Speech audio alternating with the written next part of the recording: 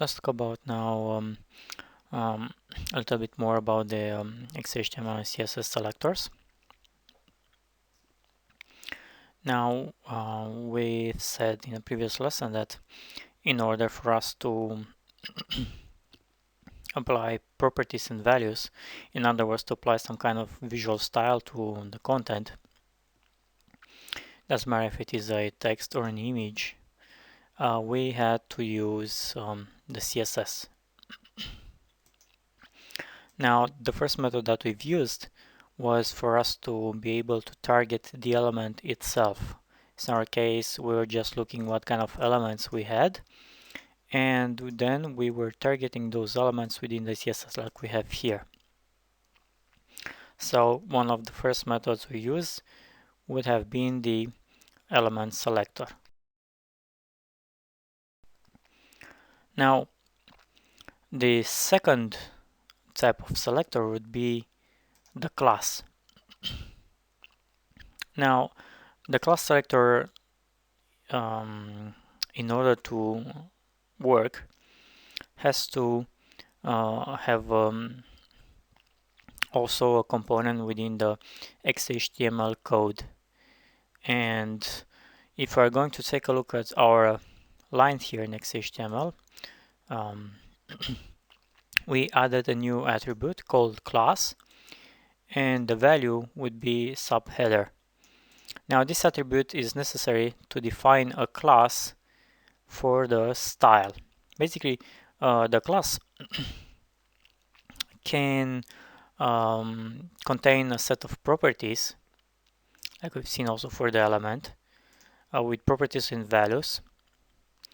In our case, it's color red. We might just as well could have text style. I'm sorry, font style. Okay, italic. Let's see what happens. And refresh here. As you can see now, all of our subtitles became italic as well. Now, as I've said, they can contain one or more properties and values, but the real thing that you have to understand is that the class can be applied for multiple elements, not just for one. Okay, but for multiple elements that actually contain that class. If an element does not contain the class subheader, like we have here h1, it will not take the properties and values from this CSS line. Because you see here we have h1 color range. If I would have had, for instance, another h1 just under, which is normally wrong, but let's just say that, and I would have been using class to style this header, and I would use sub header class. Okay, I'm going to save and go back and refresh. I'm going to see that I have again another header, but it's importing the subheader class. In other words, it's importing the red color and the italic text. But of course you wonder why, because I have already stated the h1, and that would be color orange.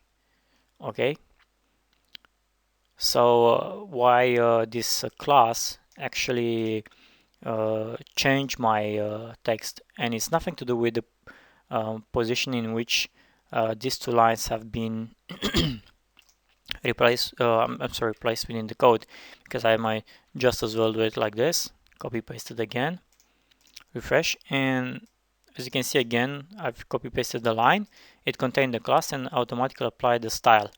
Well, this is the reason the reason for which this happened is because the second type of selector will have a greater importance than the first one. So despite the fact that all my h1 elements will have color orange, whenever I'm going to use a class, it will take me to a second level of importance within the selector declarations. So the element level selector will be the first one. Then if we have a class, it will overrule the element selector and it will be a little bit more specific, because you can think of this type of importance in class selectors as, of course, the name implies, which one would be important, much more important than the other one, and will replace, actually override the settings for the first one. So this would be, I'll just place here as importance 1. Okay. Sorry, I have to actually place it within the this new thing, which is actually called a CSS comment, but that's something I'm going to teach you guys about in a probably next lesson, about the comments within XHTML and CSS. And you can say it's importance 1, then this one would be, let's say, importance 2, which is a little bit higher value than the other one. And of course, you've probably guessed, this one would be importance 3, which actually overrides the second and the first one. One good thing about the class, before we skip to ID, you can use this class to as many elements as you like to. We might just as well go here and copy paste it, use class, go back and refresh, and it will take the style. So there is no restriction on how many elements are going to use the same class, which of course now brings us to the again, ever wondering question, why CSS would be so great. Because you see now, you can declare in 1000 pages or more for a specific type of element, you can declare a class. And if you have 3 or 4000 elements that have the class attribute stated, then if you want to apply a style for them, you just go to the CSS and make sure you have the name of the class, and then you just apply the style. Now the class itself within the XHTML, within the CSS, is declared like this. You have a dot, and after the dot you have the name of the class. Make sure that you do not really have spaces between them, because this is not allowed and it will generate an error.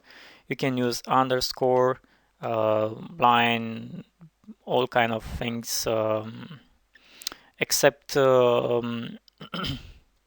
things like plus.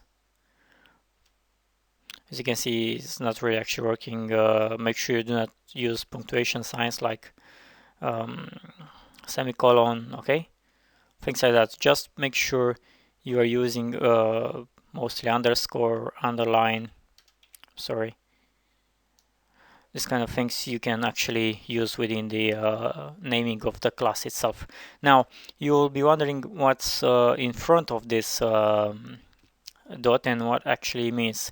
That means that every element, it doesn't matter what type of element it is, if you apply this class, it will take the properties from that class. If I would have had something like this before, P elements, I would have effectively said to the CSS, the next thing, please apply all these properties and values only for the element P that the name class would be subheader. And now if I'm going to save and going back to this page, I'm going to refresh, I'm going to see that the style had been applied strictly for that element. Okay, so you can see we can target just one element, despite the fact that I have the subheader to the other headings as well. Okay, I'm just going to delete for now these headings because there are too many, and we do not need. So just to recap one thing, if I have in my class declared the name of the element before the dot, then I'll be applying the properties and values from that class to every element that it's the p element or the declared element here that has the class attribute stated with the value subheader. Basically the name class would be subheader. And if I have the second version without the element in front, it means absolutely all elements that have the subheader class declared will take this class. Okay, I'm going to take it now, save and go back and refresh. Now I'm going to see that subtitles as well took the same thing. Now the third option would be, the first important selector would be the ID selector. Unlike the class element, the ID element can be stated just once within the page, like HTML page. So basically, if we want to, let's say, declare this paragraph as a different style, we can use it only once. We cannot use ID my text in this header as well. It will be either the header, either the paragraph. It's not like it will not import for both of them the style, but the ID also actually is most of the time used not to target specific class, specific CSS properties and values as unique per just one element, but to target the elements much more for programming. So sometimes you'll probably see here the name of whatever it would be within the ID. It will target some JavaScript code or PHP or ASP.NET, whatever you have there. So I strongly advise against using the ID multiple times. An ID with the same ID name for multiple elements. You can have, of course, IDs here, but make sure the ID is different my text 2 or something else. Okay. Now, I've said the ID itself has more or less the same structure as the class. It can contain one or multiple properties and values for the style.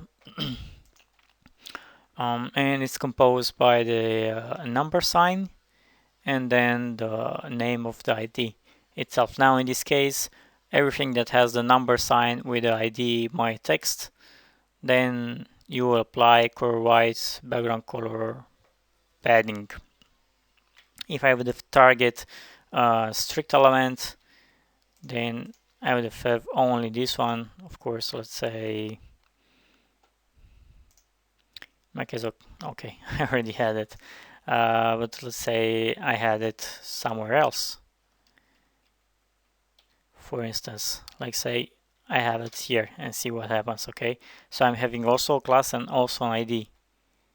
Now pay attention to this and we refresh.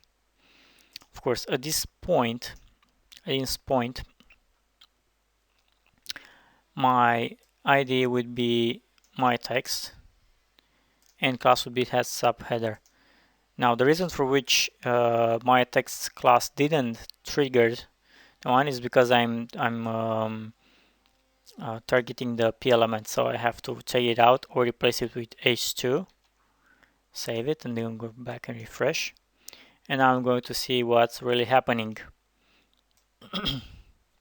Now we know that my text has this kind of properties, okay, background color, padding, okay, and the class itself, it has a color red, font style italic, something that we see here. Of course, we cannot see within the subtitle, and what we've seen instead is that the subtitle despite the fact that also had the class declare subheader, important the ID properties and values. That's because, of course, you already know the ID has a greater importance than the class itself. So whenever you have this kind of situation when you have an element that contains one ID and one class, always know that the properties from the class will be overwritten by the as long as both of the selectors, the subheader, I'm sorry, the class and the ID have properties that pretty much over each other. So in our case, you see the subheader has the color, the class had the color, the ID had the color as well. So in the end, because the ID has an importance free, so it's much more bigger than the class, it will overrule the color red. However, from the class itself, the element imports the font style italic. So in other words, you have to take in consideration that the importance of the selectors will just overrule the properties that are contained within both of them, within a class and an ID, or state as a general declaration for the element. Okay, so this is the way that the selectors actually work. So just so you know, as I have recommended, please try not to use the ID for styling. That would be really a bad idea if you have also programmers that work with you, and most of the time this is the case. And please use it with caution, and only if you have no other choice to style that element than actually overriding it with an ID, please do so. But always take into consideration also the developers and ask them if by doing so you're not actually damaging some kind of triggering events from the JavaScript, PHP, or what kind of language program you will be using within your page. Okay. Now, one more thing which I would like to also discuss with you would be the naming of the classes and the ID. As you have seen here, I already told you it would be preferable to use simple line or underline, never use spaces, because it will break the code and it's not actually correct. Not use punctuation signs and things like that, okay? Because of course they're not allowed within the CSS code. And mostly because, as you can see already, we're using punctuations to define different set of rules between the properties and values, between the class name and element declare, and so forth. Now, obviously, you've seen that I've used sub and header all together. The only difference would be that the age is bigger. Well, the reason for which I'm doing this is not to have something like this.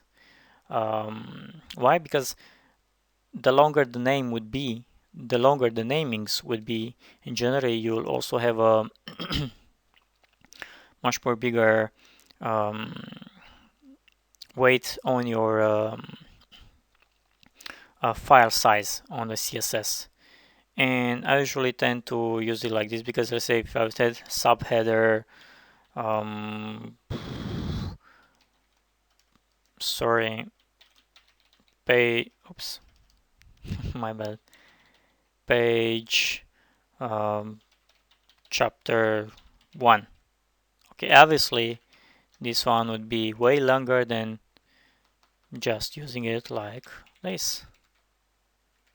Okay, so this is the one, and I'm also using one big letter so I can read easily, because if I would have been doing it like this, everything just small letters, then it will be really difficult for us to read, is it?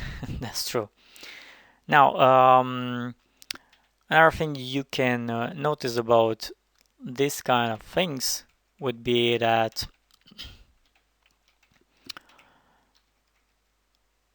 I've used, as I said, one big letter. Now, there is um, no rule that will tell you, okay, this is not correct usage. You can use everything in caps if you like, or everything in small. It's not matter. The only thing that really matters about the naming would be that wherever you stated here, so I have subheader with H as capital, then my class name would have to be the same, subheader with H capital. If I would to replace this header with small h, save it, going back to my page and refresh. Oh, 1 second. Let's because it's my bad. I already tested. As you can see here, now we place it as small h. Go back and refresh it. You will see that the style from that header, despite the fact that it has the name class subheader, is not actually applying the style. That's because the declaration within the XHTML page would be case sensitive, and that's something you should really take into account. So make sure that you have the name of the class declared here and the declaration of the class in the CSS file to be to actually match together. So it doesn't really matter what kind of combination between caps and small are using. Important thing would be for you to use this exactly as you have declared.